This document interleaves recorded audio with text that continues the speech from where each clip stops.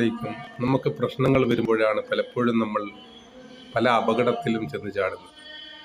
കാരണം പ്രശ്നങ്ങൾ ഉണ്ടാകുമ്പോൾ നമുക്ക് ജാഗ്രത കുറയുന്നു, വ്യഗ്രത കൂടും. സൂക്ഷിക്കുക, പ്രശ്നങ്ങൾ ഉണ്ടാകുമ്പോൾ എപ്പോഴും ജാഗ്രത കൂടി നമുക്കുണ്ടാകണം. ഒരിക്കലും നമ്മുടെ പ്രശ്നത്തിൽ നിന്ന് മോചനം ലഭിക്കാൻ വ്യഗ്രത കാണിക്കരുത്.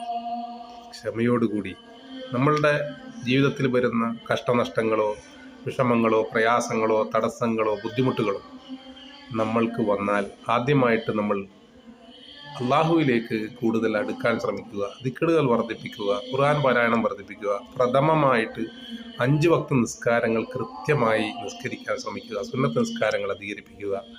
അതുപോലെ ദിക്റുകൾ വർദ്ധിപ്പിക്കാൻ ശ്രമിക്കുക, ക്ഷമയുണ്ടാവുക, സുജൂദ് വർദ്ധിപ്പിക്കാൻ ശ്രമിക്കുക. ഇതാണ് ഏറ്റവും പ്രധാനവുമായി സത്യവിശ്വാസികൾ പ്രശ്നങ്ങൾക്ക് പരിഹാരത്തിന് വേണ്ടി